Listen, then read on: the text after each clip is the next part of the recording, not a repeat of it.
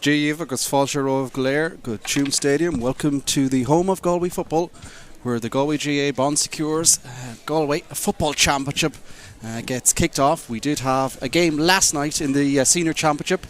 That was a good win for Dunmore McHale's over Damien Comer, less Anna Down. But today it's a double header of action here. It's brought to you in conjunction with Galway GA TV. It's a collab between Stream Sport and Galway Bay FM, available all over the Galway GA social platforms.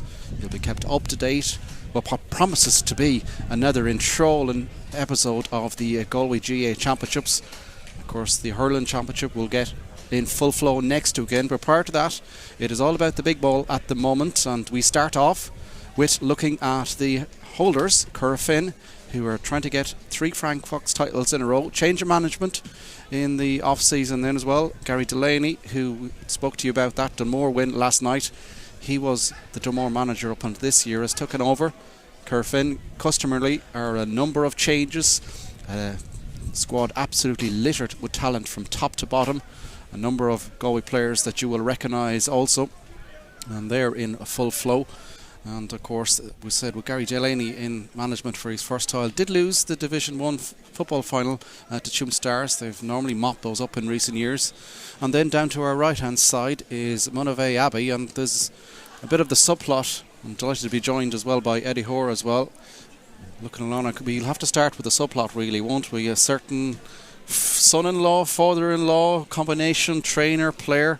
Mike Farr, of course, has been a key part of the Monivea success in the last couple of years. He is their coach, but he is very much primarily a Corofin footballer as well, so he'll see both sides of the coin today. But that's the game that starts things off here.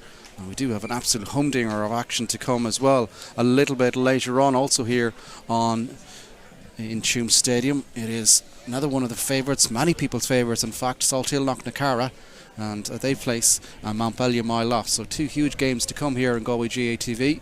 Of all the action, of course, look up the various passes that are available, over 60 games to be full flow.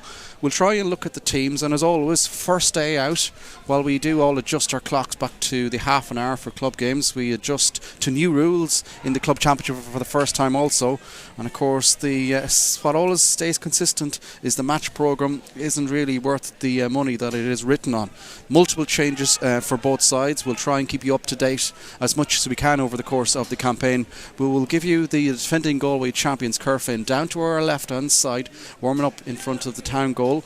A changing goal for them in between the sticks will now be Tom Healy. It'll be a full back line of Bernard Crone wearing 2.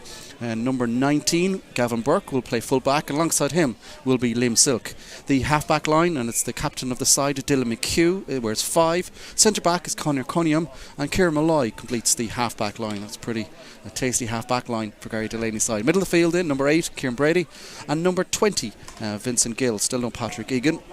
Half forward line sees a couple of changes. Wearing number 22 is Ross Cohen, centre forward, replacing the aforementioned Mike Farr. He starts on the bench today.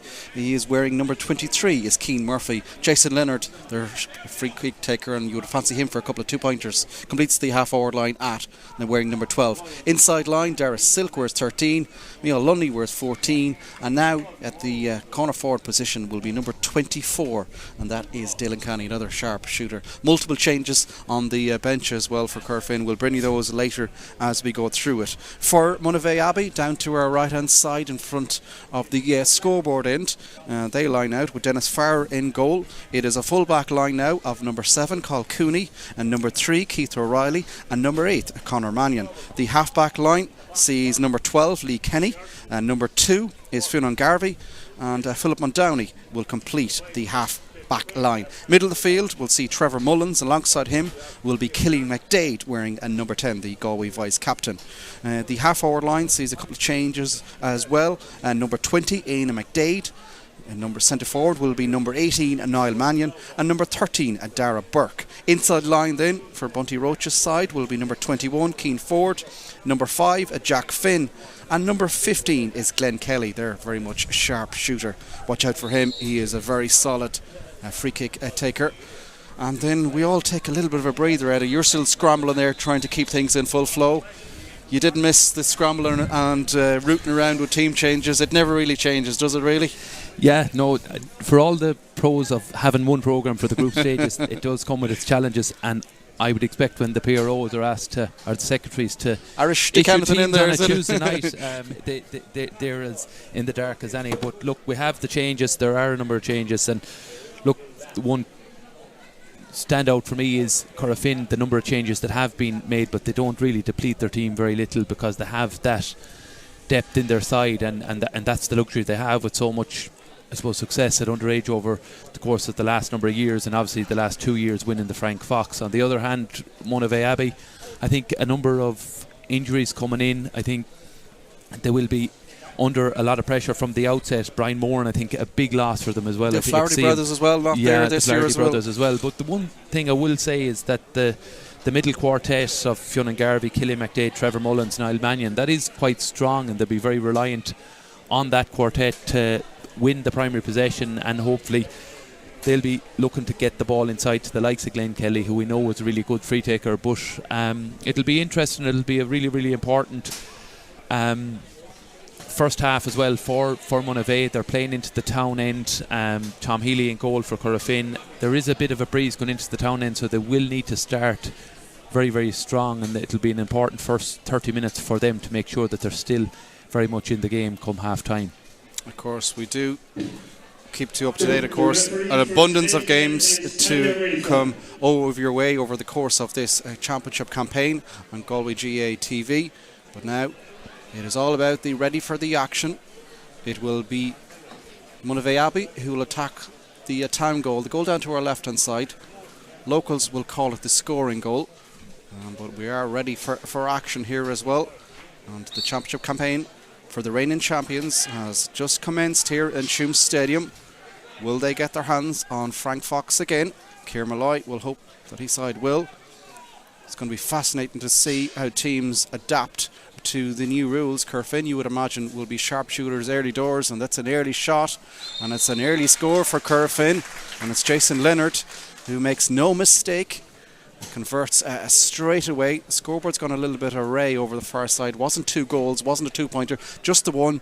We touched about Jason Leonard in the build-up. He was missing 2 years ago now, but he's very much back in style. Yeah, good score. One primary possession from the throw-in.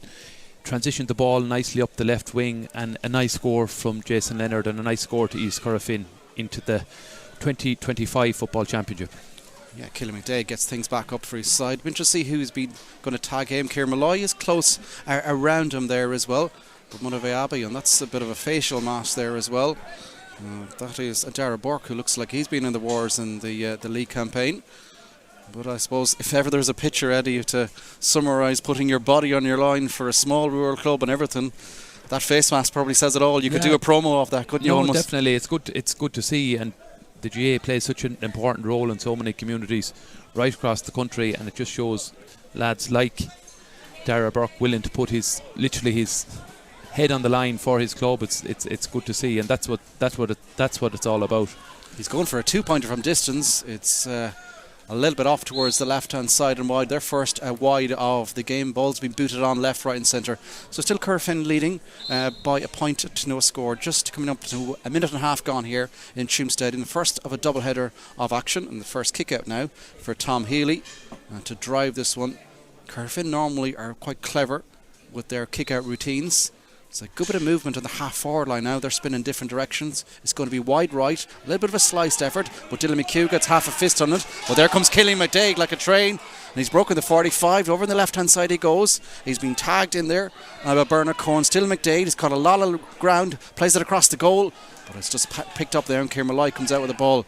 But Killian McDade seemed to take 2 steps, and he went from the 45 to the end line in one go nearly. Yeah, powerful runner. We saw at the kind of final earlier this year in Castlebar how he can transition from defence to attack. But good win, and won their first kick out, which will be important for Monivea if they're to make an impact in this first half.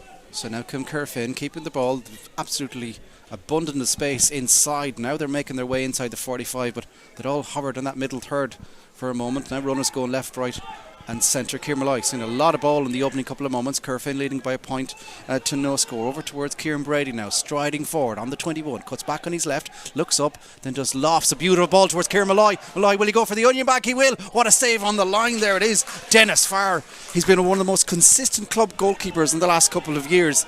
And he's done big save for his side there. Save, really important, but a lovely 1-2 between Kieran Malloy and Brady, and Kieran was at the end.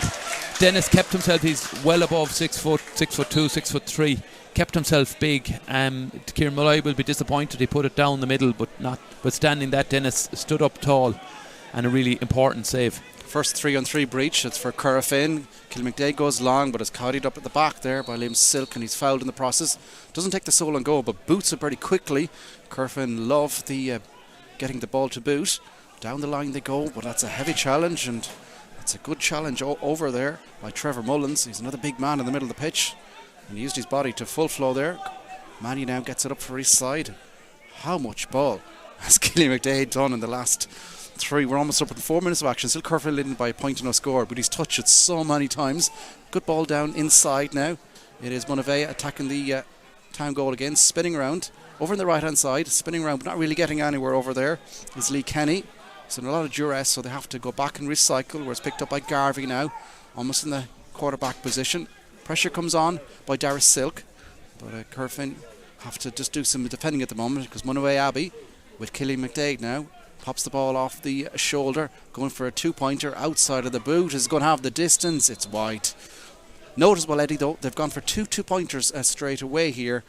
Looking at the breeze, they probably have the advantage of a slight breeze as well. I suppose you factor in the aura, maybe it's placebo effect, and that being the score and goal, but it does seem like a tactic. It is a tactic, I'd expect, especially playing with the breeze. We've seen teams in Intercounty Meath especially who have gambled on the 2-pointers to their detriment in the semi-final, but it benefited them all year, and I'm sure Bunty Roach has spoke to his side, and something that they're targeting, because attacks will probably be at a premium, so they need to be as efficient as possible. They'll be still disappointed to have missed their first 2 attempts. So here comes Brady, pops the ball off the shoulder over towards the left hand side. Dara Silk now, Brady's gone for the 1-2, gets it on the 14, shoots very very high, but it's not very pretty. Maybe if we're in Croke Park, the umpires might have gone for the luxury of Hawkeye, but I don't think it was required there really. One of those is very high but just didn't curl in, such a difficult angle. And Monivea Abbey, a weird sort of sentence, they haven't got off the mark in 5.5 minutes, but they'll probably be happy the way things are going. I think they will. They've settled into it. Dennis, as we said, with a good save. They've won they've lost this kick out, so it's a kick out loss from both, but if they can stay in the game for as long as they can and take advantage of that breeze, it'll be really, really important for them, and they will grow into the game if they stay in it. Jason Leonard, the first and only score of the game in fact, gives the ball backwards and was recycled to the lines here. Gavin Burke gets possession across towards Liam Silk outside of the 45. Monivea Abbey nice and compact at the moment. A lot of talk in the recent days about zonal defending versus man-to-man. I think what we're seeing out there is a little bit of a hybrid sort of situation here, as Ross Cohn keeps on possession. Over towards the left-hand side it goes, picked up by Gavin Burke, just outside the 2-point arc, very central, short little hand pass backwards, but it just stems the momentum of the attack. Corofin, though, if ever there's a side to be happy and keep in possession, Lunny now gets it on the right-hand side, back on the left foot, and will recycle back towards Kieran Malloy, central position. Breaks the 45, is going to open up his legs, had a goal scoring opportunity, he was stopped by Dennis Farr, he's going to go for a point from this one, but he's dragged it, it's come off the post in fact, and good defending at the back. It's just about held up, and they'll be free out to Monivea Abbey now as well. A weird sort of shot that seemed to nearly get caught in the breeze there. It was, yeah, it hung as it's in the Dublin Road end, hung up and hit the left post, and Dara Burke, to be fair, number for Monivea Abbey was quite alert and relieved the danger. Oh, it's a poor ball, but it might work out, and it won't, because it's gone over a couple of bodies, but Roscoe belatedly picks up possession. Now there's some room inside. Lunny puts his boot through it, down it goes, where Dara Silk will get every under 12 manager on their feet there. Pick it up first time, he went for the flick, it didn't work, but he just keep possession. Backwards it goes. Brady now sprays a big high booming ball over towards the left hand side. They're going to have to put the burners there, and Diddy Canny does well to keep that one in play. Across now towards Liam Silk, 1-2 for Canny. Will he go for 2? No, he's just inside the zone now. Across with a hand pass towards Dylan McHugh. Well robbed, but it breaks kindly. 5-on-5 there, but it breaks in front of the Corofin number 5 in that regard. Back towards Kieran Brady now, centre position, looking to drive on. Monivea Abbey sitting quite deep at the moment. Corofin struggling so far to try and break them down. That's a good challenge over there. But still Corofin keep possession. Jason Leonard still remains as we come up to 8 minutes of action. His one and only point is the only one on the mark so far. McHugh now quickly across towards the right hand side. Ross Cohen should convert here as well. It's going to tail off towards the left hand side and wide. Corofin, a bit of dirty diesel in the tank perhaps. Yeah, it's been a slow start for both sides. Only 1 point from, I think, 4 attacks. So again, Ross would have expected to have scored that coming in on the right hand side, and it was well within his range, and it tailed out to the left and wide. Dennis Farrar goes high right up towards the middle of the pitch. It's a fine effort of a boot. Picked up at the back though. Conor Cunningham had gone over the sea of bodies and gets possession now. Corofin, who see this in their locker as well, attacking from deep, but good choke tackle come in there. It's been led by Killian McDade, a couple of other, but they had the hard work done and eventually got the reward of the free. Vinnie Gill was just gobbled up there, and the Monivea Abbey work rate is quite impressive out there. Yeah, they're always a really good collective tacklers. You know, they'll rally, and they're physically quite strong as well. Killian McDade was in the mix there, and Paddy O'Griefa correctly awarded the free. So again, they're in the ascendancy here on the attack, and we'll be looking to get on the scoreboard. So here he comes. It's the face mask. It is Dara Burke. He's in a lot of possession, as has McDade, and then he boots one in towards the corner. A little bit too much juice in that one though, and it goes out on the full, and Tom Healy will sprint out here as the breeze starts to pick up in Tuam Stadium. It's definitely picked up in the last couple of moments, and that's only judging by our notes in the press box here, Eddie. We need a few weights or something at half time to try things down. But joking aside, it is making playing conditions quite tricky, and probably explains some of the shooting that's a little bit off on both sides so far. Yeah, it's a swirly type of a breeze. It is favouring the town end, but difficult one to kick into either end. But that's, again, it was probably an over-kicked pass rather than a wide, but it is the third wide for Monivea. Two pointers, the first two. Kieran Murphy goes across now towards Dara Silk again. It's very central. They have patience on the football. Jason Leonard now gets things up and comes around with the ball, but now we see this is like the All-Ireland final. It is one deep line defence, and it's Jason Leonard almost going backwards, or at very best standing still outside the 45 on the left hand side. I think this is a different change of tactic from Corofin. They're trying to pull a couple of bodies out in front of the defensive shape, trying to suck them out, trying to get a bit of movement. They've overloaded the full forward line. There's a line of 4 big men in there. A free being awarded there for a bit of crossing off the ball. And it's a heavy little challenge that's gone in on the far side over there. The medics are on for the first time here in Tuam Stadium. But so far, so good, and it's weird. We're coming up to 10.5 minutes. A lot of the talk prior to this championship is the new rules and free-flowing football. Sometimes a game just takes a while.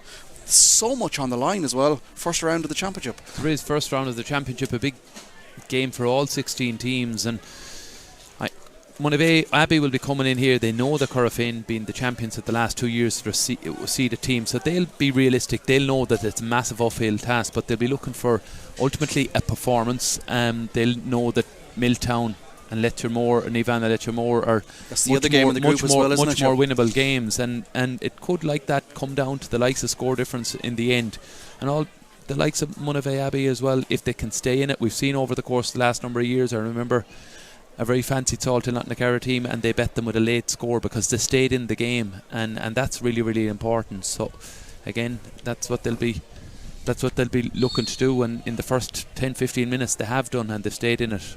So Jason Leonard is back up on his feet. His score is the only goal of the only point of the game so far. But here comes Dylan Canny, just inside the 2-point arc. So it will be an attempt at a white flag. Over on the left-hand side, should be bread and butter, and it's a fine strike from Canny. Again, another one of the players that we earmarked in the build-up as a sharp shooter, and he showed that in full flow there. Corofin leading about 2 points to no score. Yeah, lovely score from Dylan Canny. Nice off the right boot. Again, he must be going well in terms of his place kicking, because we know how prolific Jason Leonard is, so it's a good endorsement to see Canny striking it. Maybe Leonard was injured in the attack, but really good score, and that's Corofin's second, and they'll be happy to have got it. Dennis Farr lofts one up towards the middle of the pitch. Up go the bodies. It's a couple of fists, but it is Burke who gets the ball for Monivea Abbey, and they have room over on the left hand side. Philip Downey is pushed forward now from wing back. He's driving at the heart of the Corofin goal. Challenge comes in a little bit too eager over there. It's for Ross Cohen. I suppose ultimately he got his job done. He did at the expense of a fray, and you would imagine that Glenn Kelly will come across here as well. One of these kickers that can kick both feet off the ground, left or right. This one will be very much on the right. It's on the 14, over towards the old exit of Tuam Stadium on the left-hand side. Scoreboard end. He'll be hoping after 30 minutes of action to get his side off the mark, but this will just make it just a 1-point ball game here, and he makes no mistake. So it's taken a little bit of a while, but eventually Monivea Abbey get off the mark, and all this time it's just a 1-point ball game. 1-point ball game, yeah. It just shows how important the kick out is. Dennis kicked it long, the one primary possession. Philip Muldooney, real strong run down the middle, earned his free, and a tap over free for Glenn Kelly. So he'll be happy to get off the mark too with his first free. It's always nice to have an easy one to start.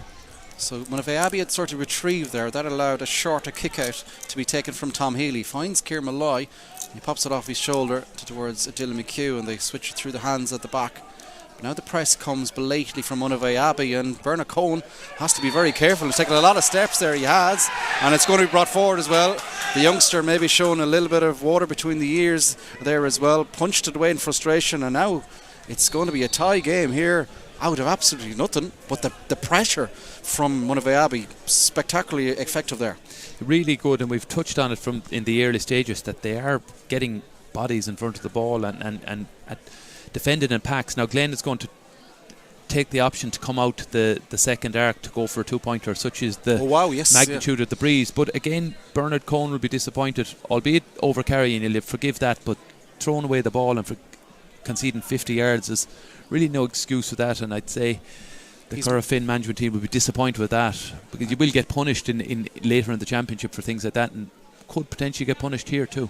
And look at Kelly, we spoke about which foot he's got to move back to the left, took one off the right, and to get his side's first score of the game, going for the attempt, first a 2-pointer, and he's going to absolutely nail it. What a strike that is. Glenn Kelly puts his side in front here.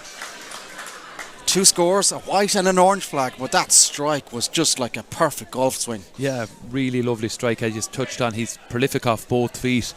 Monivea Abbey will be really, really happy with the start. They've had 3 wides, they've had 5 attacks to Corofin's 4, so they're full value for the lead here in the early stages.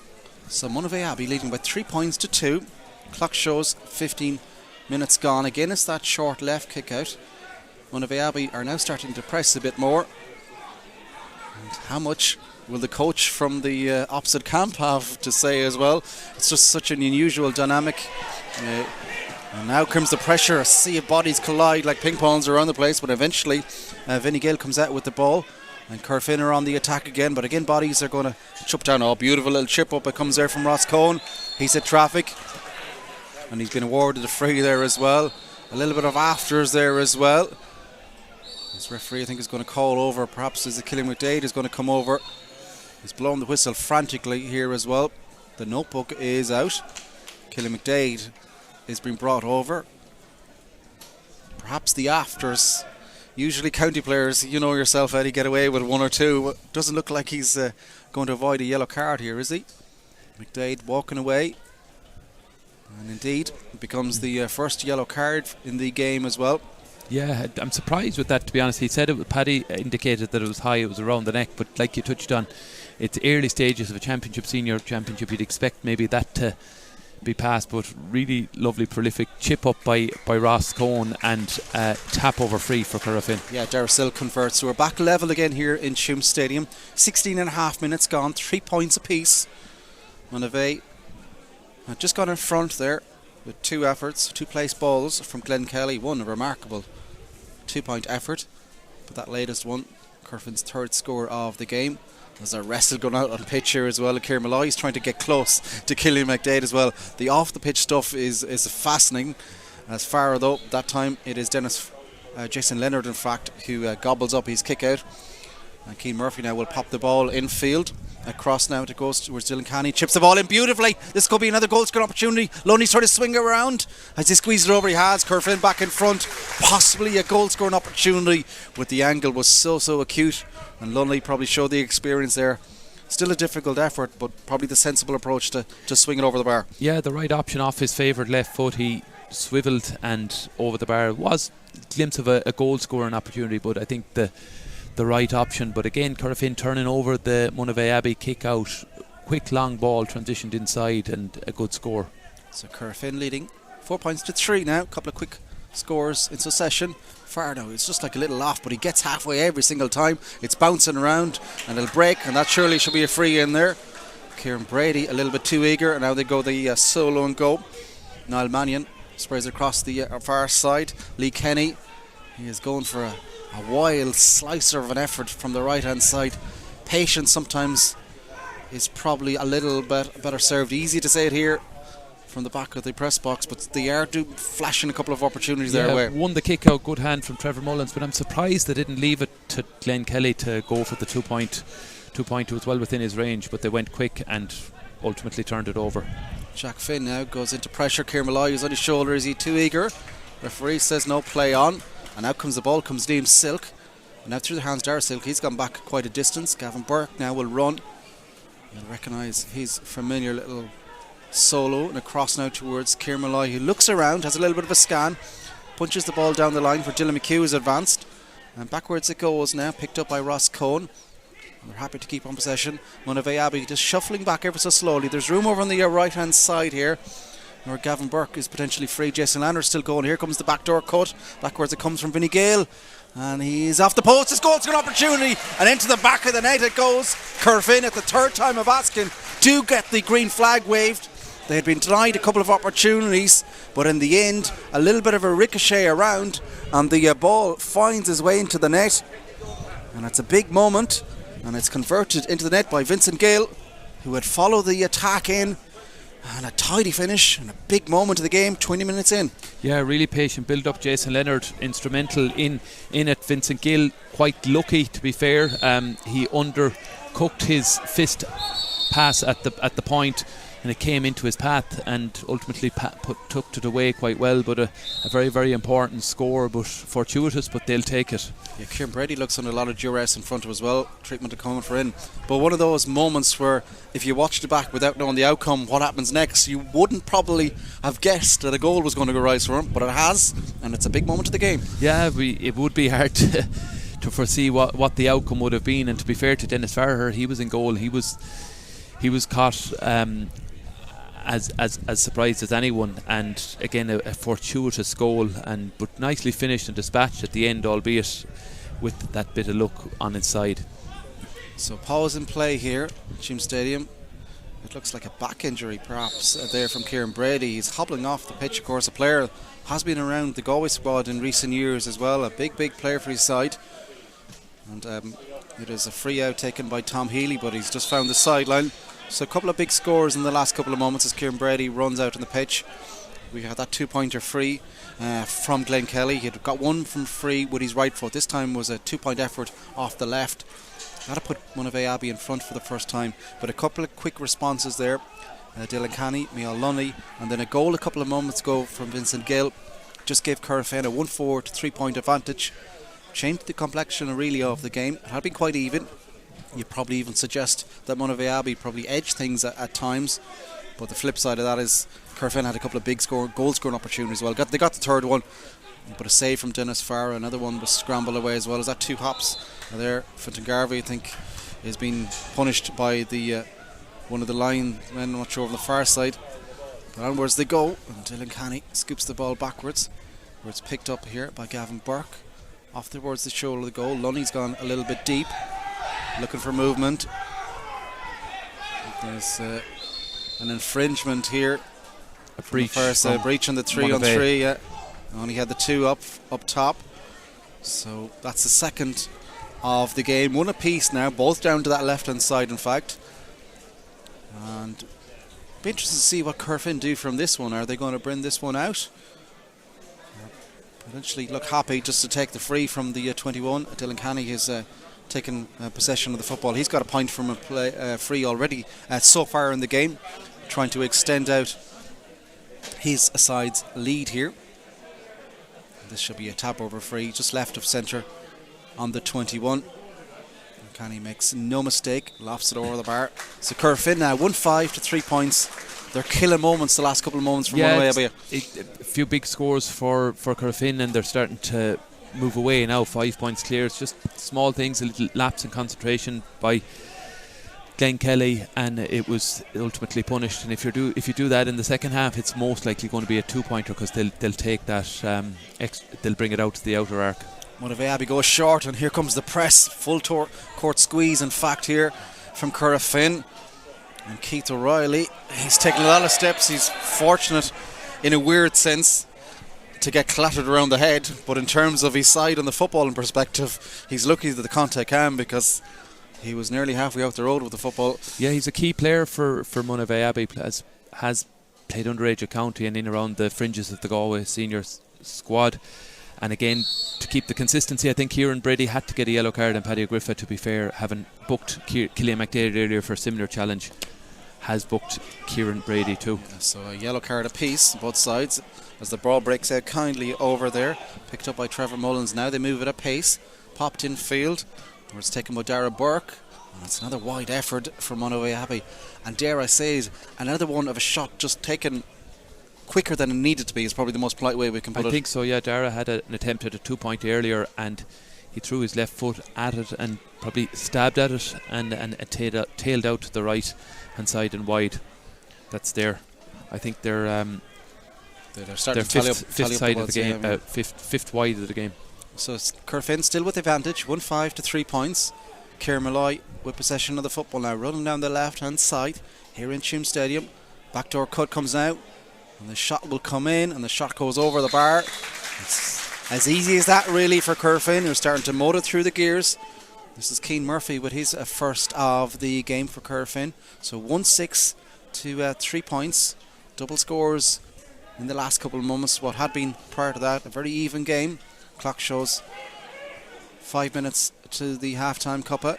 Kieran Brady, I was about to say back in the wars very much. Look at the space now is coming through here.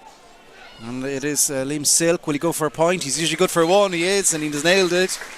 The squeeze and the class from Corofin, they just nail you.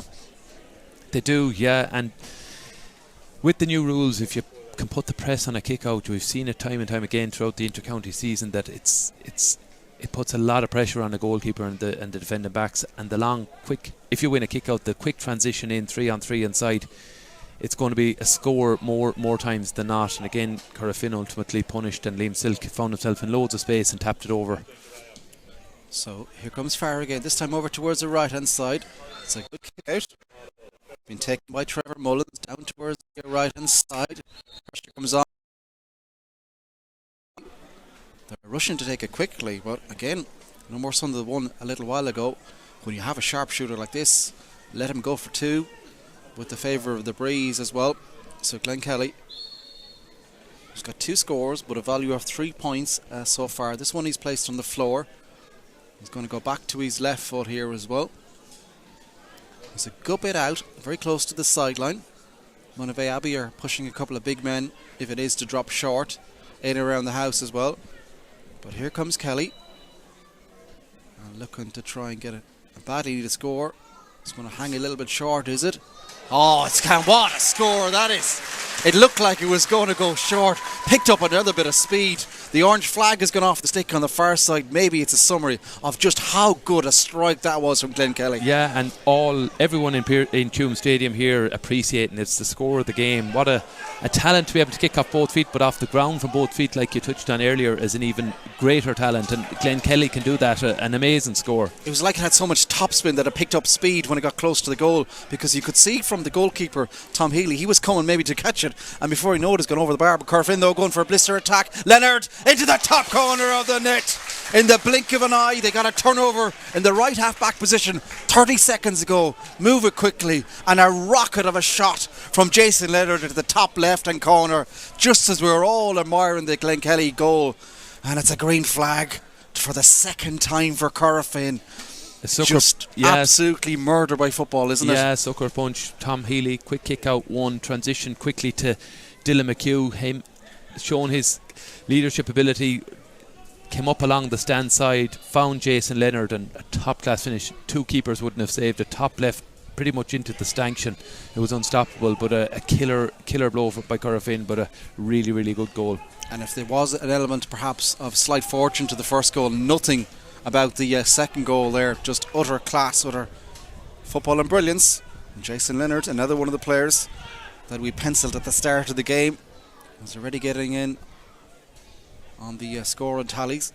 As we edge towards half-time, this game is slipping away all of a sudden from Monivea Abbey. 2-7 now for Corofin. 5 points of Monivea Abbey. Corofin now keeping possession. Cross now towards Dylan Canny. Dylan McHugh. He has option to spray it over in the left-hand side, and that's where the football goes. Out comes Keith O'Reilly to put some pressure on. But there's bodies left, right and centre here. Bernard Cohn gets it. It's like he's out for a little bit of a cruise here on Saturday afternoon in Tuam Stadium. Now puts on the bit of burners across towards Ross Cohn. Ross Cohn now under pressure, but sprints around cleverly. Has options. Backwards it goes towards Dylan McHugh. Of course, all the Corofin will be hoping that he can get his hands. The Frank Fox Cup again. The reigning champions are starting to motor here as well. Quickest of hands across to Lunny, trying to get his second of the game, and he makes no mistake. And it's just like hot potato stuff there as well from the training ground. But the quickest and softest of hands, left, right and centre. Yeah, if Glenn Kelly's kick off the left was the score of the game, that's the best move of the game. A really lovely pattern of play. Quick pass inside. 2 pops of the ball into Michael Lundy, and a lovely score off his left. So 3 minutes of additional time to be added on. Start in a minute's time. So 4 minutes of football left here at the end of the first half. But Corofin have definitely put the boot down in the last couple of moments and have shot up to the gears. 2-8 to 5 points. Kieran Malloy now gets up possession, going for another little bit of a run here. Has options around over towards the right hand side. Ross Cohn, he's another player that's seen a lot of football so far. There's runners all around. There's open country inside to get the ball over the top. Keane Murphy now decides to hold on possession. Cross now towards Kieran Brady, and look where the options coming around. Gavin Burke is coming at a considerable speed across towards the left hand side. They go. Bernard Cohn has possession. Now it's a slicer of an F from the left hand side. It's gone up and it's gone over the bar. Nihal Lunny is just showing off there, really outside of the boot, kind of in the eye of the breeze, and just sweetly slices it over the bar. Again, a really nice score from Nihal Lunny. That's his third from play, but again, lovely patient build up. Ross Cohn, like you touched on, has been on a lot of ball, but using it very wisely, finding the man in the right spot. But a lovely score from Michal, that's his third. 2-9 to 5 points now is Corofin's advantage, who have won yet another kick out. Aleem Silk takes a soul on the goal, long ball inside, where it's Leonard now comes around. He's got his sides, a second goal, trying to go back on the right, pops it off the shoulder towards Lunny. Will he go for another? No, they move it through the hands into towards the corner. Dara Silk now comes around with session back towards Leonard, bodies down left, right and centre off the ball, but Leonard now recycles it backwards, where it's picked up by Bernard Cohn. He has Kieran Malloy in his central almost pivot position, but he eventually passes it to the Galway wing back. Now he lofts one in towards the corner, towards Lunny's, make a short jab out. Across now it comes towards Murphy. Murphy, the ball spins up, and there is Killing McDade, just to try and stem the side for his side. Just shovels off a couple of bodies, goes for a take two. Keane Murphy was trying to get a hello to him there as well. But McDade is a big man, but he takes a heavy solo and gets put on his backside himself. And the Corofin show that they have a bit of elbow grease in their locker as well. Long ball over the top now to Dara Silk. This could be goal number 3. Dara Silk strikes. Oh, what a finish that is from Dara Silk. We saw the top left hand corner from Jason Leonard. Silk goes to the top right. Corofin are absolutely motoring. Yeah, they're motoring. A really good goal. Again, some really good play, to be fair, by Keane Murphy in terms of trying to turn over Killy McDade. I felt the subsequent tackle may have been in the back and might have been a free to Killian. The initial foul plays were fair tackles, but the ultimate punishment and an unbelievable score from Dara Silk. Yeah, 2-point effort there. A swung over the bar. That is Lee Kenny. It has been warded up on the scoreboard as well. Always a little bit of confusion in club games when you look around. Is his foot on the line? But it was Lee Kenny who swung that one over. A fine strike, you would say, but probably a definition of a little bit too little too late, even as we're a minute left in additional time, because it's 7 points to 3-9 even in Corofin's favour. Here comes Corofin on the attack again. They're certainly not showing any sign of resting up. Lunny now turns down the opportunity for two, sprays it across towards the left hand side for Dylan Canny. Can he get his shot away? He can. It's high. It might keep in play though. Hang towards the right hand side. It's a bit like the lines from earlier on this morning, minus the lightning strikes and all that. Picked up by Keane Murphy. Murphy now recycles possession backwards towards Jason Leonard. He's outside the 2-point arc on the left hand side. Ball in one hand. His left hand is encouraging some movement. Looks like a set play is potentially coming here as Kieran Brady now solos onto possession. Brady still goes outside the 45, spins around, has Gavin Burke behind him. Burke now boots a little ball backwards towards Jason Leonard, and there is the half-time whistle here at Tuam Stadium. Corofin, a blistering second quarter of the game, you would say. 3 goals. Vincent Gill with the first, Jason Leonard with a rocket at the top left, Dylan Canny with a rocket, Dara Silva, beg your pardon, with a rocket to top right. 3-9 to 7 points.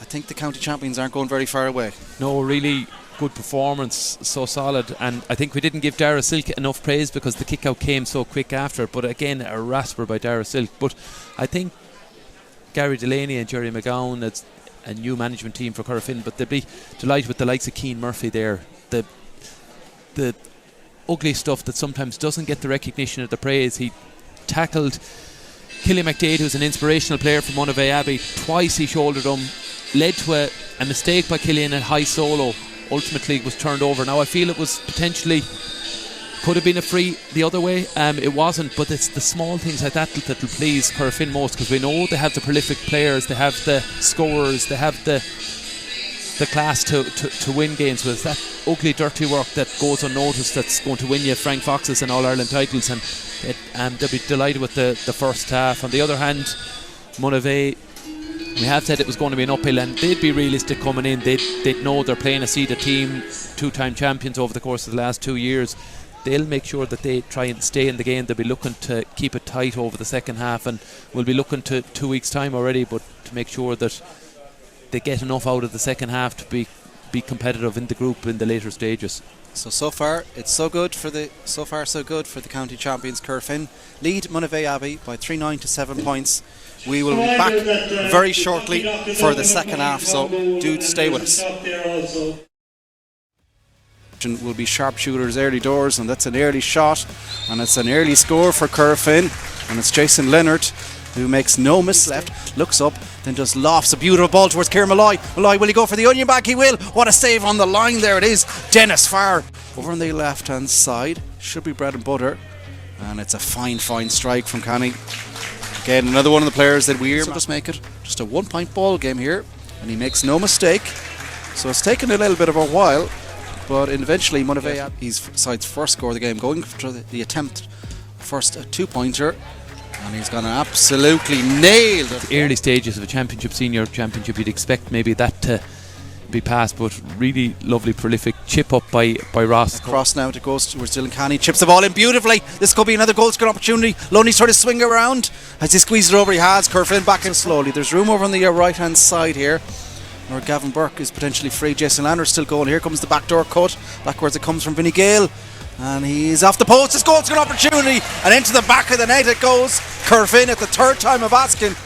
This should be a tap over free, just left of centre on the 21. Canny makes no mistake, lofts it over on the left hand side here in Tuam Stadium. Backdoor cut comes out, and the shot will come in, and the shot goes over the bar. In the wars very much. Look at the space now, he's coming through here, and it is Liam Silk. Will he go for a point? He's usually good for one. He is, and he does nail. Looking to try and get it badly to score. It's going to hang a little bit short, is it? Oh, what a score that is. It was like it had so much topspin that it picked up speed when it got close to the goal, because you could see from the goalkeeper, Tom Healy, he was coming maybe to catch it, and before he knew it, it's gone over the bar. But Corofin though going for a blister attack. Leonard into the top corner of the net. In the blink of an eye, they got a turnover. The Frank Fox Cup, again, the reigning champions are starting to motor here as well. Quickest of hands across to Lunny, trying to get his second of the game, and he makes no mistake. Speed across towards the left hand side they go. Bernard Cohn has possession. Now it's a slicer of an F from the left hand side. It's gone up and it's gone over. But he takes a heavy solo and gets put on his backside himself. From the Corofin show that they have a bit of elbow grease in their locker as well. Long ball over the top now to Dara Silk. This could be goal number 3. Dara Silk strikes. Oh, what a finish that is from Dara Silk. We saw that plays were fair tackles, but the ultimate punishment and an unbelievable score from Dara Silk. 2-point effort there. Let's swim.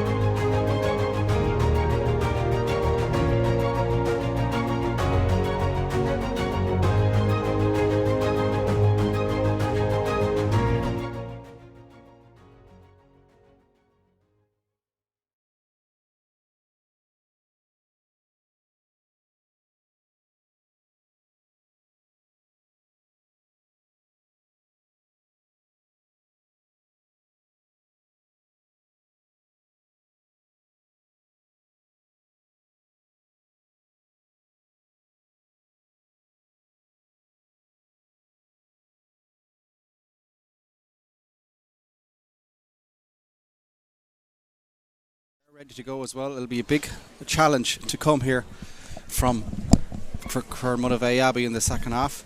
Of course, this is Group 4 of the Bon Secours Galway GA Championship. And we are ready to go again here for the second half. Nearly free being awarded straight away over there. It's awarded to Monivea Abbey. And they're on the attack again. And you don't want to think about go overboard sometimes, Eddie. But sometimes you do have to think of the bigger picture. Score difference could have a big say come the end of the championship. Yet every minute of action is important in this championship. Yeah, it could have a big bear, and you'd expect Corofin will most likely top the group at 6 points. Now, all other three teams in the group may contest that, but from the outside looking in, you'd have to think they will, and that would suggest that score difference could play a big role. And if one team doesn't win and two other teams are on 4, it could be the difference between being in a quarter final and being out of the championship. So yeah, very, very important. So this is Group 4. The other game will take place a little bit later on this evening between Avana Lethamore and Milltown.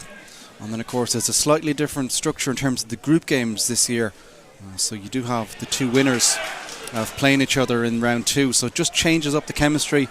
It's probably a good idea because while it is a little bit annoying for teams that you can't plan, but it does mean that the likelihood of every game means something come the last day. It's important. There's always going to be something to play for in the last game, whereas in previous years at times they had rubber games and it didn't make for a good spectacle, and also some results could have been played out in a third game, which isn't ideal either for an unfair on some teams. So definitely the best way to do it, and I think no opposition from any of the club delegates. So here comes Monivea Abbey now, keeping possession, shuffling around through the hands in front of the stand here. Getting a little bit darker here as well in Tuam. Looks like the rain isn't too far away. Hopefully you'll stay away and allow this double header of action to take centre stage. We'll talk about storms and everything coming in. Well, hopefully they'll hold off and allow us to give us this programme of games. Of course, cameras will follow up the road to Pearse Stadium tomorrow afternoon for another couple of big games to be shown here on Galway GA TV. We'll be looking at the St Michael's game. Eddie, you'll be keeping an eye on that one. Against Zouk Gerard, Mark Cullen versus Barna, and Tuam Stars versus Clare Galway. The other games that will be brought to you on Galway GA TV tomorrow. Of course, all this coming in conjunction with Stream Sport and the Galway Bay FM. And not forgetting as well, the second of the games to come here a little bit later on at Tuam Stadium sees another one that the sides highly fancied, Salthill Knocknacara. They're facing on Montpellier Mile. They're under new stewardship. Fergal Donald is making the spin up from Roscommon as well. The positive vibes, although they were relegated from Division 1 of the Football League, but Montpellier Mile seem to have got a couple of the big names back. Not quite the last dance, but certainly added to their array of talents. It's only a couple of years ago since they were county champions as well, so that promises to be a fascinating game. As Monivea Abbey are keeping a lot of possession here in the opening couple of moments of the second half, but struggling to make any sort of breakthrough. On the attack they go, as we have a half time from the other game between St James's and Killallen. It's a big victory at the moment for St James's, 14 points to Killallen's 6. That's the half time score there. Here it's still as you are at the half time interval. Corofin with a good bit of advantage, 3-9 to 7 points. It's getting a bit chilly here as well. It's not quite overly difficult conditions, but a little bit more challenging, and Corofin seem happy just to sit in as well. There's a line of 4 or 5 just around the 45 there as well, and so far for majority of this coming up into almost 4 minutes of action in the second half, Monivea Abbey are struggling to break it down, and they're going to be turned over there, it would seem. And the swarm defence comes good. And Corofin have this up their arsenal as well. Long ball up towards Dara Silk, who just outmuscles 2 players. And look at the switch, Jason Leonard. If they can get the ball across, he was in open country there as well. Corofin, they always strike me as a side that we play you any way you want. Leonard does get possession of the ball on the left hand side up towards the town goal, trying to get the first of the second half. This one will be short and wide in fact, so a rare misstrike there. And Dennis Farr will scamper across to get possession of the ball, but Corofin, they're that side that'll play you any way you want, really, aren't they? Yeah, they are. They have it in their arsenal, like you touched on, to be able to play it short, play it long, but similar to Kerry, they're well able to kick the ball long, and we saw that in the first half. The long ball in was punishing Monivea Abbey quite a bit and didn't allow the 6-5 or 7 to transition back into the defence, and it did punish them with the 3 goals. But a lot of them again were from high pressure and good turnovers. They're quite physical as well, Corofin. Of course, no changes at either side for both sides as well, just to keep you fully up to date. Corofin now on the tackle, moving through the hands quickly. Recycle back towards Leonard. He's going for take 2 of the second half. This one looks a little better, and it is. Squeeze it over from the left hand side, so it's 3-10 now for Corofin. That's their first of the second half. 7 points for Monivea Abbey. Gloves are starting to be thrown on as well. I think maybe a drizzle of rain. The new Joe O'Toole stand is starting to fill up a good bit as well. You can see some punters from the second game starting to make their way in again as well. Of course, the place to be. Galway football in circles on a Saturday afternoon, Saturday evening. Certainly is a lovely fresh evening, albeit it's a bit of a breeze. It's the place you want to be if you have any interest in GA, and definitely if you're from any of the 4 clubs, you'll be here today. Good score from Jason Leonard. Learned, I think, from his first attempt he would have been disappointed tailing that over to the right, but a good score, and that's 1-2 for him from play. So the ball is won out in the middle of the field there by Trevor Mullins, and then he passes it over towards the left hand side. It's picked up now by Muldowney.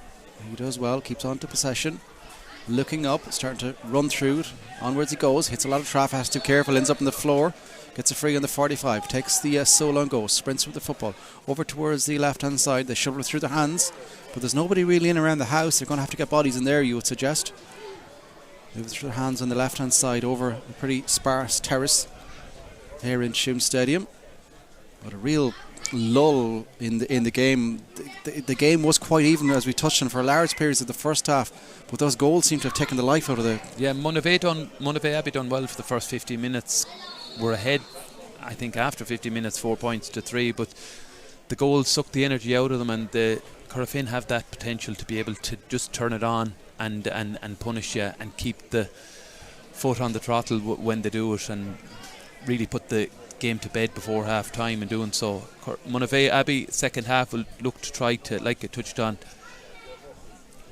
keep the ball for large periods and just make sure that they don't concede more goals, because score difference will be important. Shot here for Glenn Kelly, and well within his range. He's going on the right this time as well. This will be going for 2 pointers from very difficult angles. Got a beauty in the first half, 2 beautiful 2 pointers, one in particular from his left, this time off the floor from the right. It certainly has the height, has the distance, going to hang up in the breeze a little bit around the house. Mullins is there as he got the ball. Someone was about to fly kicking it, but out comes Gavin Burke. It's almost little and large there, and now they spray on the tackle, and this is where Corofin could be dangerous. Move it through the hands quickly, now skip infield. And look at the Corofin shirts, just starting to sprint forward in every sort of direction. Bernard Cohen hit a lot of traffic there, now he's to be careful, and he's done for steps as well. Probably a little bit unfortunate there in that sort of circumstance. Monivea Abbey now is trying to move it a little bit quicker, yet to get off the mark in the second half. Over towards the left hand side they go, and still taking possession, front of the scoreboard, swivel their way around. Cooney is going to cross the far side if they can switch it back very close to the sideline, but they keep it in play just inside the 45. Now into the centre position with Curly McDade. Scoops has a couple of changes, look like they're going to get ready here for Corofin. Martin Farrer certainly stripped and ready to go. It's a stray ball there, and free out is the decision there as well. A little bit of a push in the back, but a couple of changes Gary Delaney is going to make. 8.5 minutes now into the second half. Still Corofin with the advantage, bit of daylight between the sides. 3-10 to 7 points. Lunny now boots a clever little ball into open country over the left hand side. This could be dangerous, but just skips away off the surface. Keane Murphy, he gave up on that one pretty quickly because he knew he was going to head out of town there as well. So a couple of changes as the GPS trackers are put in here as well. So Jack McCabe, of course, was with the Galway senior panel last year, and certainly another player that has played a good bit for Galway as well, Martin Farrer.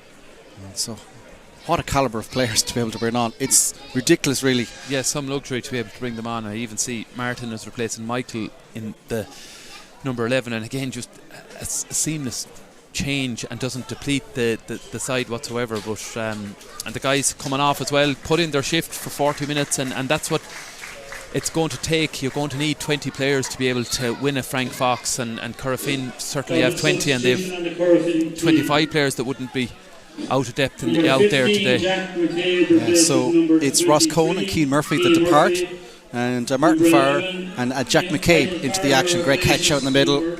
Kieran Brady, he's been really good for Corofin in the middle of the field there as well. Put his body in the line. Got a dunt in the first half that thought might see his departure, but he's certainly powered on.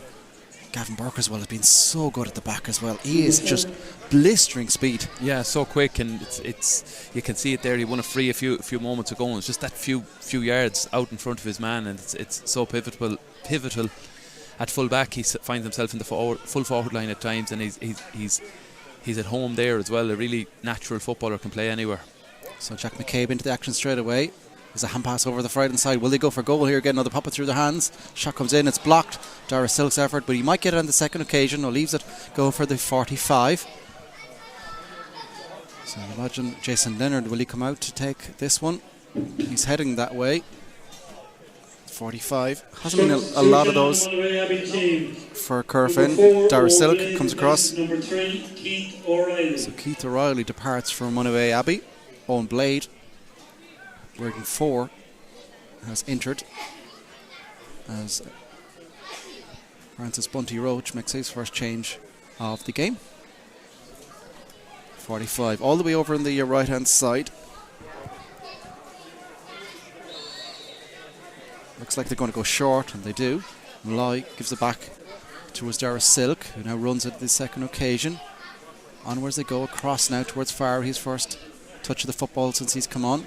Down the line it goes for Jason Leonard. He's got a space now to get a shot away, and he makes absolutely no mistake. Leonard sails it over the maroon spot here in Tuam Stadium, and it's Corofin who are pretty much sailing to an open round victory. Yeah, another good score from Jason Leonard. That's 1-3 for him. But again, like we touched on, the depth that they have in their squad to be able to bring players on at the calibre of Martin Farr and Jack McCabe, who we've have worn the maroon jersey at various levels over the last number of years, but to have the ability to bring them on and not deplete your starting 15 just shows the difference in class, really. Good catch by Lee Kenny, of course. Got a fine 2-pointer in the first half. They move it through quickly. Now it's in field towards Mullins. Mullins shoots it really high, but looks like it's going to be really good off the top of the crossbar, and it's gone over the bar. The umpire gives the hand up in the air to award the white flag. But that one had snow on it when it came down. But a fine strike. Badly needed strike as well. 8 points now for Monivea Abbey. Their first of the second half. 3-11 to Corofin is their tally. And that is just a beautiful kick out from Tom Healy. Just arrowed it out. Almost like one of Ethan Rafferty's efforts there as well. Lunny now gets on possession. Looking around for options. Has to be careful now. Has to put the handbrake on because Killian McDade smells a bit of blood. But it is Corofin. So composed. Work the half a yard of space. Now it comes across now with Gavin Burke. Gavin Burke now opens up the gears. Upwards it goes, and they move their hands. And a shot now comes in from Liam Silk. Oh, what a strike that is. The corner back just lets fly and sails over a 2-pointer. Just a ridiculous strike. Seamless strike of the ball. I to be honest, initially I said it was what are you doing? I thought it was the wrong option, and it was Anthony Budd who was a fantastic strike. He obviously backed himself, knew he had a bit of a breeze behind him, but the class to implement to execute it as well. A really good score from Liam Silk. That's his third. So 13 now for Corofin. 8 points for Monivea Abbey, who are on the attack again with Lee Kenny. He's bulldozing his way through. Might be fouled, and he is fouled just shy of the 45. Kieran Malloy now will get a little bit of a lecture here, it would seem. Will he get a yellow card? Been a couple of them issued in the course of the game so far. Looks like it will be. The yellow card being flashed. So like his Galway teammate, Killian McDade, shown on Carter Bui. McDade now gets possession again. Through the hands, outside the 45 on the right hand side. Pops in field. It's ongoing now with Dara Burke. Dara Burke now still goes into traffic, has to be careful, almost basketball style. Scoops the ball away. They just about keep on possession. It's soccer style, goes back towards Lee Kenny, and then another pass that isn't the safest in the world. Muldowney nearly ends up on the terrace, the far side. Surely he's fouled as well. To say he had to work hard to keep that ball in his possession is an understatement. Done really well, to be fair. He persisted, and in a way I felt he might have been wrong to keep it in, but he won the free. And again, good passage of play, and they're the small things that Frank Roach or Bunty will be looking at, really, is them small little moments that later in the championship will be the winning and losing of a game, and that's what he'll be looking for. So we'll put the shot in now. They're going to move with their hands. Kelly now, can he get one from play? Kieran Malloy is trying to say no. Cleverly scoops the ball out. It's picked up there by Anna McDade. And across now, it comes towards Lee Kenny. Kenny now goes left, goes right, decides to go around the right hand side. Let's fly. This one looks good. This one is good. And it's just the one, is it? He was hovering close to the 2-point arc, but I think he had just crept a little bit inside. Very close towards his second 2-pointer of the game. Just the one this time, but nonetheless a fine strike. Yeah, brilliant strike, and we had the perfect view of it here from behind the goal. Unlucky, actually, he was only a yard or two, I'd say, inside the 2-point arc, but a really good score, his third of the game. But again, that's what they need to do, keep chipping away and execute the skills correctly. And like we touched on, in a tighter game, it'll be important. Oh, look at this. McCabe off to Canny. This could be goal across towards Farah. He's gobbled up by his namesake, Dennis, and the ball's on the floor. And the goalkeeper did very, very well, because you're just waiting for the green flag there. Yeah, came out, Dennis Farher, and stood big. It was a really good transition from Tom Healy's kick out all the way down, and within a matter of seconds they were in on goal. But Dennis Farher done well, stood strong, stood big, and prevented the goal from being scored. So now Monivea Abbey, their tally is now 9 points to 3-3 of Corofin. We're just over halfway through the second half here at Tuam Stadium. Pressure comes on. They do well. Scoop the ball backwards towards Jack Finn, and now he's almost in a choke tiles tackle. And the referee says that is a legal play of the game. Now another space. There's so much room inside up towards Canny again. He's waiting for his teammates to scamper all around him. Lunny now gets on possession. McHugh's gone in field, so they'll go backwards towards Malloy. Lets it bounce in front of him, then gets possession. Has options left or right, but decides to go outside of that right, off the post. It would have been an audacious effort as Kieran Malloy. He just tipped the ball from about 50 yards out. He got one in the county final a couple of years ago in Pearse Stadium, something similar, but that would have just been ridiculous. Yeah, I wasn't going to question it after Liam Silks, but this was just that little bit far out. But he was very unlucky. A brilliant execution. In a tighter game, I'd say Gary Delaney would be unhappy with that. It probably wasn't the right option, but very, very close to being a 2-pointer. Yeah, just lick a paint really away. And it's another turnover here now in Corofin's favour. Still in McHugh now. This game really, really petering out here.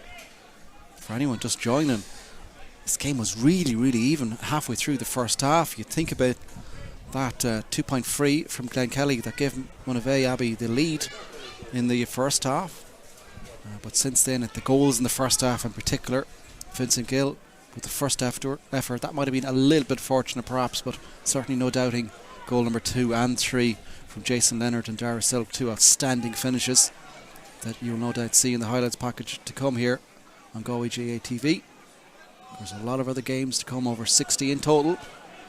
If you are listening at home, you do have the option to watch these as well, wherever you are around the world. This is a free for Corofin. I'd say just inside the 2-point arc. The placement of this one in a tight game could be absolutely pivotal. I think here we're happy. He's going to flick it outside, so it will be a 2-point effort. Corofin in no particular rush here to take this one. The momentum is just gone. There's just no way of building this one up at the moment. This is a dead docket, you would say, nearly. I think so, yeah. Both teams will acknowledge that. I think it's game over. It's damage limitation at this point for Monivea. But to be fair, they've been quite competitive second half. 3 scores to 2, 4 points to 2 points, and they'll be happy with it given how the first half ended. But it's important to keep that going. They didn't in the first half, and that ultimately cost them. So here comes Dylan Canny. This is a 2-point effort. He strikes it with the right, and he's gone and nailed it. There'll be the orange flag up in the air yet again for Corofin. 3:15 now is their tally. 9 points of Monivea Abbey. 19.5 minutes gone now in the second half here at Tuam Stadium. This is the Bon Secours Galway Senior Championship. It's Group 4. A little bit later on, we do have the other game in the group between Navan and Lethamore, August Milltown. That'll be a battle of a game. That game, huge importance for both sides in terms of Monivea and Lettermore and Milltown. Definitely, yeah. It'll be really, really interesting to see Alan Murphy having... Didn't have a good night last night. No, with the Galway United, but haven't been the last 3 years with Uachtarard. I really feel that Nivan are a common side. They're young. They've been shown quite well over the last number of years. It'll be an interesting game, that, and Milltown coming into Pearse Stadium as well against a young Lettermore side. It'll be a really tight game, and it'll be interesting, and obviously have a massive bearing on who progresses in this group. Dylan McHugh is going for 2. He'll have the distance. Has it the accuracy? It certainly has. 2 2-pointers in a row from Corofin. And as we touched on the first half, the county champions are not going away. Yeah, great score again. The real good skill execution, the inside of the right boot, well within his range. And again, that's their third 2-pointer of the second half, third 2-pointer of the game, and it's really starting to make the lead look a lot more. It's 26 ominous for Corofin. 26 plays 9, 3-17 for Corofin, 9 points for Monivea Abbey. 21 minutes now gone in the second half. Kick out is won by Kieran Brady. Backwards he goes towards Gavin Burke. Hand pass in field, finds Dara Silk quickly through the hands here as Vincent Gill got the first goal for his side. Cross now towards Jack McCabe, trying to get in on the act. Cross towards Farrell, ball bounces in front of him, and it's gobbled up in a challenge, but does well, finds half a yard, scoops the ball backwards towards Kieran Malloy. We spoke about the 2-point efforts, of course. His would have been the best of the lot if it just crept inside the right-hand side post. McHugh, though, oh, look at a hand pass, just burns a hole in the Monivea Abbey defence. Kieran Brady, can he get his shot away?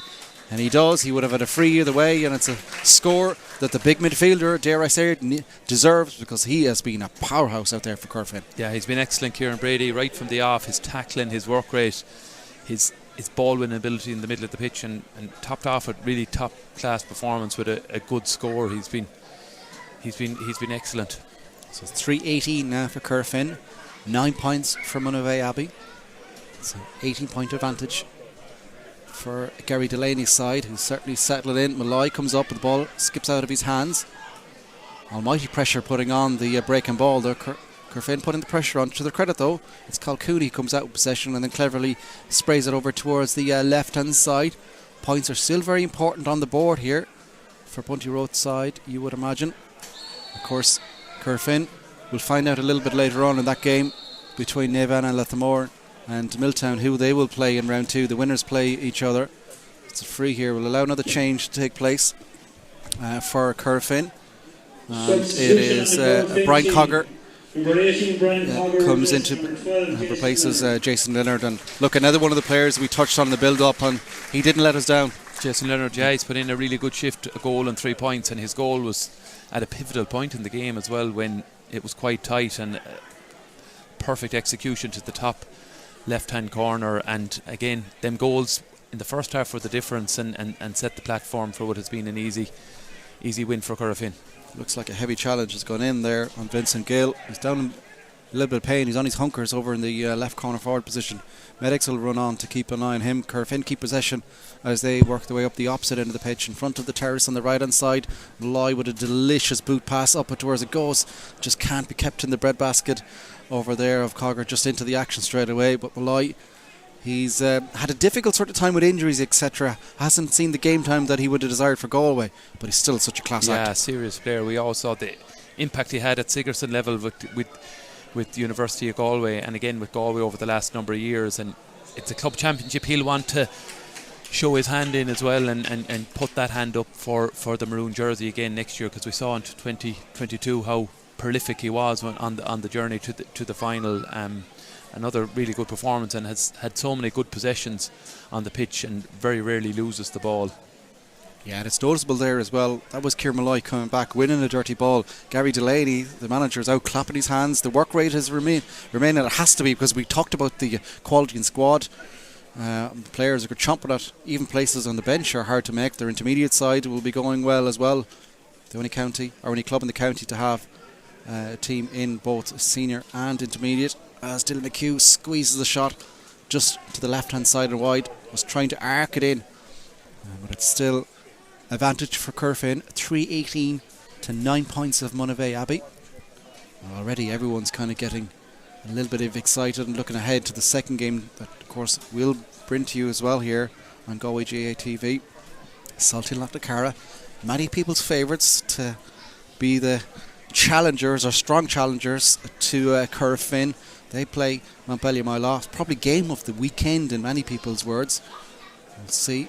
Salty Lochnacara, of course, you just have to look at their squad, but it's Corofin now, and Dara Silk is coming flying forward. Farr's inside, denied a goal once. Will he go for it again? He will, and into the bottom corner of the net. Farr Martin, that is, wasn't going to be denied at a second occasion.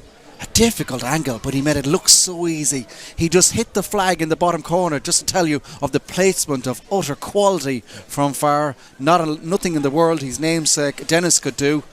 And it's a fourth goal for Corofin. 4-18 to 9 points. No matter what game, no matter what scoring system, that ain't bad going. Oh, absolutely, yeah, lovely. And again, it was the diagonal ball, so hard to defend, but Martin Farner is so prolific inside. There was one thing on his mind when he won it: left foot into the right stanchion, and gave Dennis Farrer very little chance. Yeah, a lot of talk in the modern game with the changes of the two-pointer in particular. Is there a teams moving away from scoring goals? If there is, nobody's told Corofin. Yeah, absolutely, yeah. And I think the FRC, some have said they should be looking for the 4 points for the goal to encourage teams to go for it more often. But today, Corofin, again, so prolific and measured, so very few wides, taking the right option more times than not, and ultimately showing their class of champions. They're moving through the hands again here. Cross with Jack McKay, but it's just movement left, right and centre. Gap starting to appear in the Monivea Abbey defence as Dara Silk goes for a screamer from distance, and he's got it. The umpires aren't in a rush, but they will reach for the fight flag. And now 4-19 to 9 points. A 22-point advantage for Gary Delaney's side. The county champions are set now to statement victory, opening round victory here in the Bon Secours Galway GA Championship. Still about 3 minutes plus whatever additional time will be added. So they could go a little bit more as that breeze hangs up Dennis Farr's kick out. Kieran Brady wins it in the middle of the pitch. Cross towards Silk, who got that score a couple of moments ago. Lofts on over towards the right hand side. Canny's coming forward. Canny's coming through. Does he smell another goal? He doesn't. He punches the ball up. Hits the top of the crossbar. Makes his way over though in the end. And it's just getting a little bit ugly for Monivea Abbey at the moment out here. It is, yeah. It will be difficult, but like we touched on, Monivea Abbey are a very proud footballing club. They'll be realistic.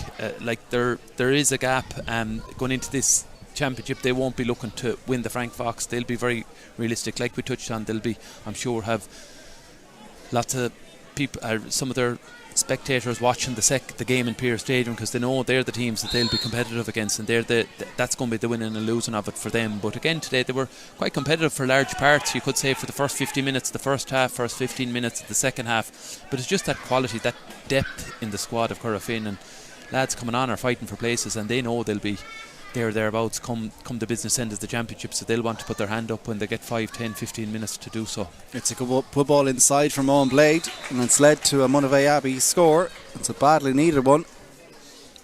I think it's Glenn Kelly from play that might have converted that one. It's their 10th point of the game, but 4:20 has been tallied up by the county champions.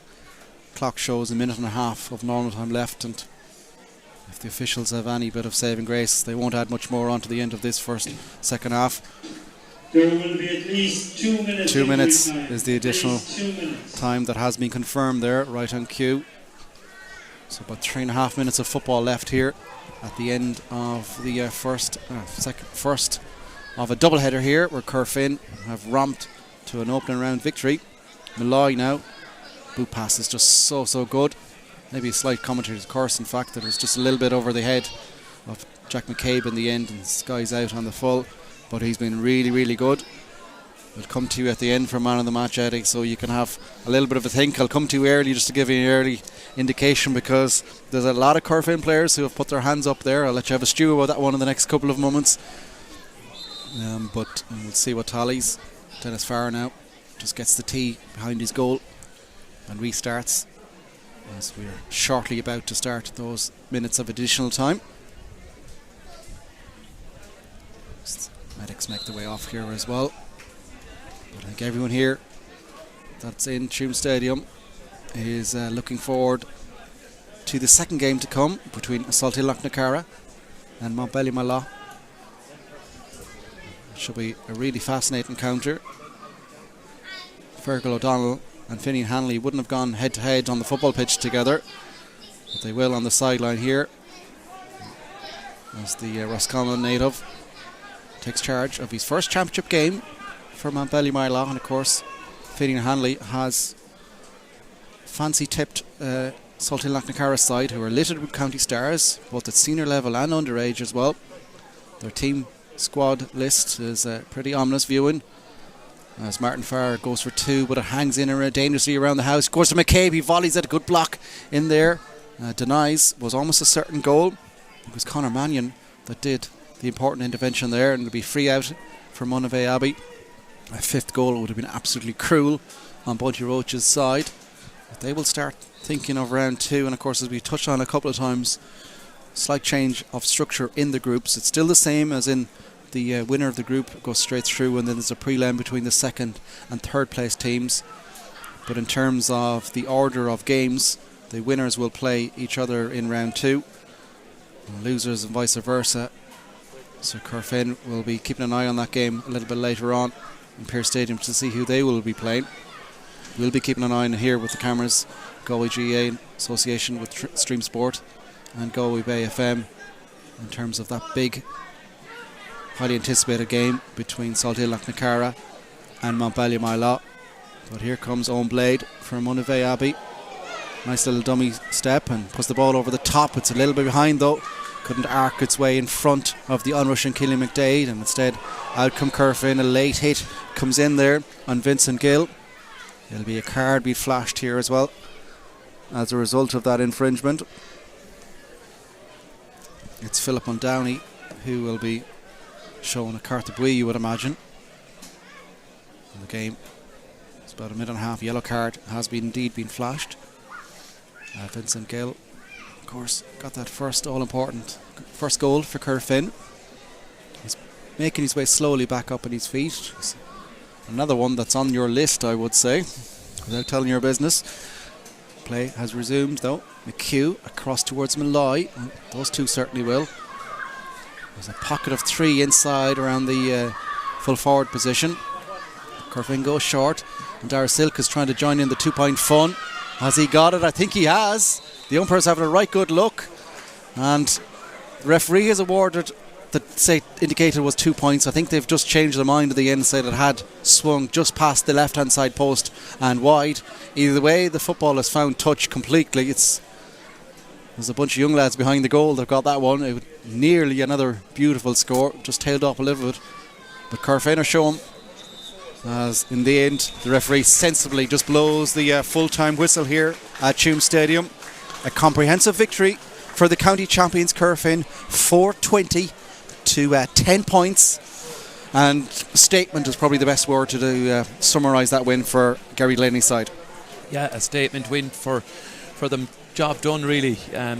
Defending champions, having won the last 2 years, and their job here was to get 2 points on the board and get closer to progressing to the knockout stages of the championship, and they've done that. I don't think they've picked up any serious injuries. On the other hand, Monivea would have been realistic. They would have known that Corofin, having won the championship the last 2 years, probably one of the seeded teams. It was going to be a difficult one, but look, they were in the game for large parts of the first half. Again, the second half started quite well, but the game got away from them as Corofin brought on fresh legs that didn't really deplete their side.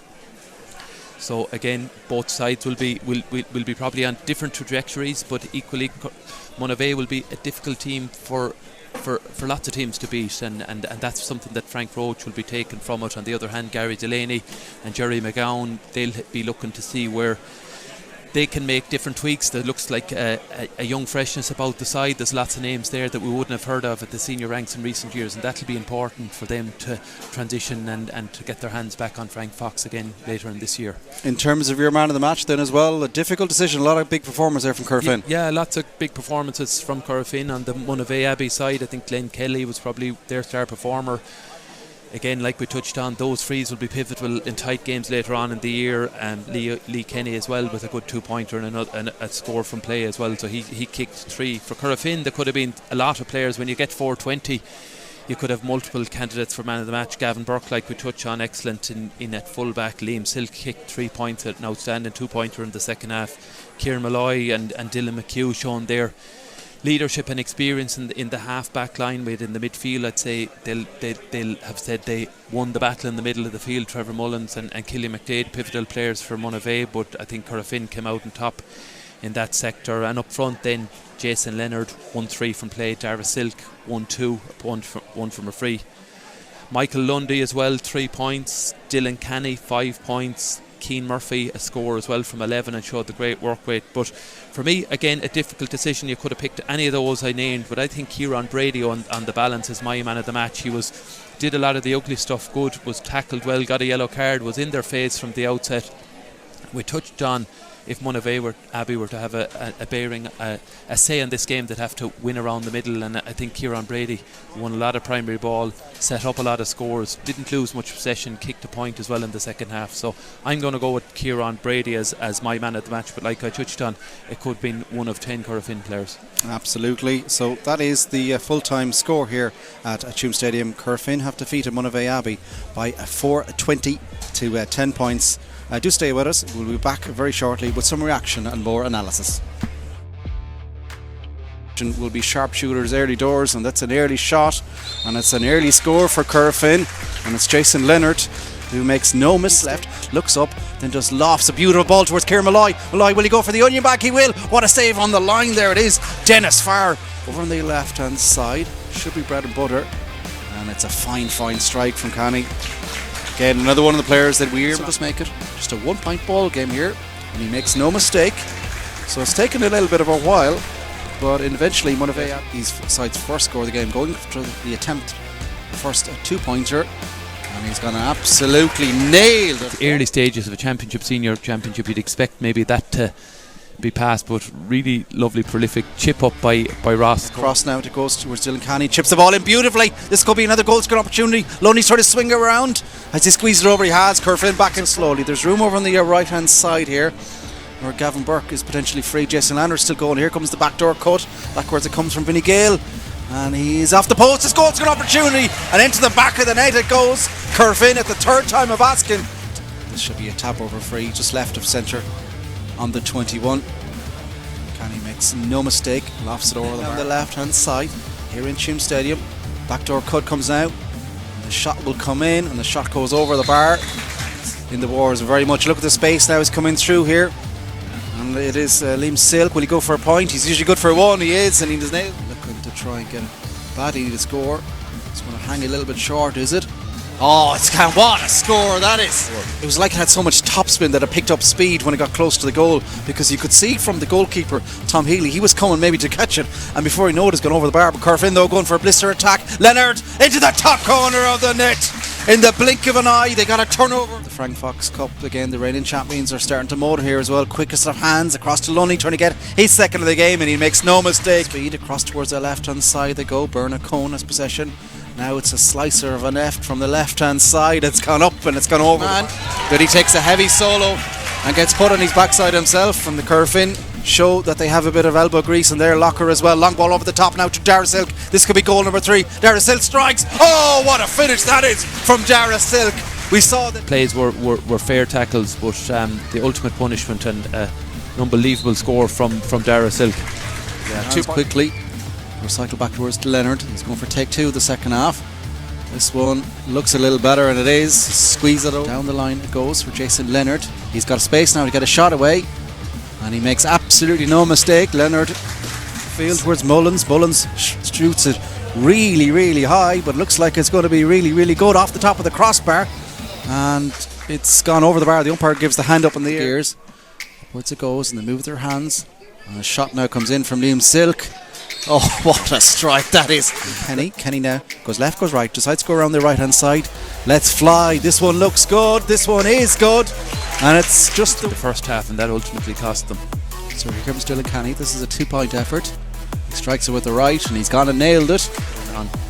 Good progressives in this group. Dylan McHugh is going for 2.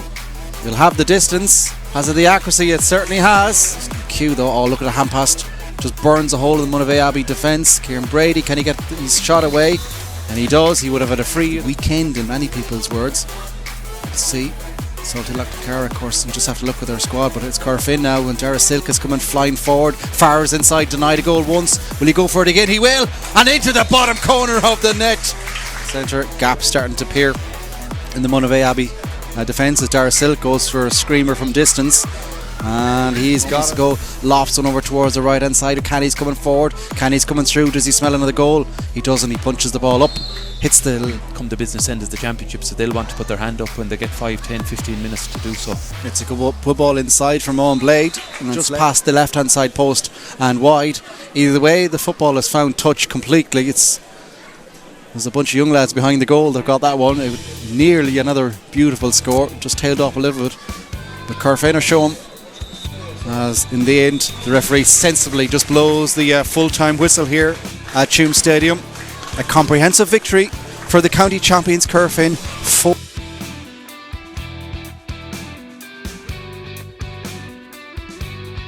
Actually hold that one between the two of you. No, you hold it. So, Gary, Kieran, man of the match, manager, winner manager, opening round victory, job done. Yeah, happy enough with that, yeah. A bit sloppy first 15 minutes, and again maybe 15 minutes second half, but can't complain, you know. It's good to get a good start and a good win, I suppose, under our belts, and sets us up nicely for the second round. And helps the big man out in the middle of the pitch winning a bit of dirty ball. He was excellent, yeah. And look, that's the way the game has gone, like it's just gone dirty ball really, you know, and you win them battles out the middle of the park, and it's a great platform for the rest of the guys then to come in around and see out the victory, I suppose. Horrible old cliche, but the goals were very important.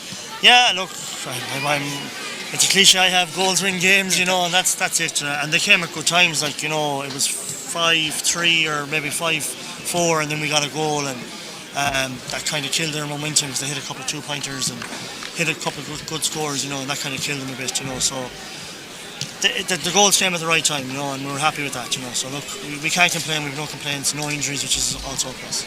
So Kieran, that modern game, that middle war, you seem to be thriving out there in it. Yeah, it's a godsend, really, kind of breathe new life into us in midfield. We had a couple of years, probably the last 10 years, midfield was slowly getting irrelevant. Kind of the big man was kind of gone, but the way kickouts are gone, that you have to kind of lump them out. It kind of suits my skill set, so gives me another couple of years. I don't know if the big man has ever been gone in GA before, you know. But a job done, like you know, you answered the style. It's nice to be playing when you're first time out and you do get good win under your belts. Oh, absolutely, and especially for us, we're kind of targeting to go along in the championship again this year, and it's great for us in the sense that we've a lot of guys to come back, a lot of guys fresh back into training, the county guys, and it lights a fire under us that have the jerseys. So we know that you're not sitting back, you're not just like, I'll do well to keep this now come in the championship. So that's always pushing, and you've got guys breathing down your neck. We've county guys with Paddy Egan out in America, he's come back, he's fighting for my spot, so like that keeps us going. It's great. Gary, training must be fun with these guys, is it? Yeah, look, it is, and it's you know, the dynamic is brilliant, and the quality of the group is excellent, you know, and it's a joy, you know, and it just sometimes when you come out in games and new rules, it gets kind of a bit mixed up, but I think we're finally starting to bed in, you know. Getting there now. Yeah, the county lads are really, you know, they're really stepping up as well, and they're really driving it on even more. The standards are going through the roof again, so, and that's what it's about, just keeping the standards high and keeping the training good. And you look, you have Jerry and the management team, they've all been excellent, like, so it's been brilliant. Well, congratulations, guys, great start to your campaign. Thanks very much. Yeah, so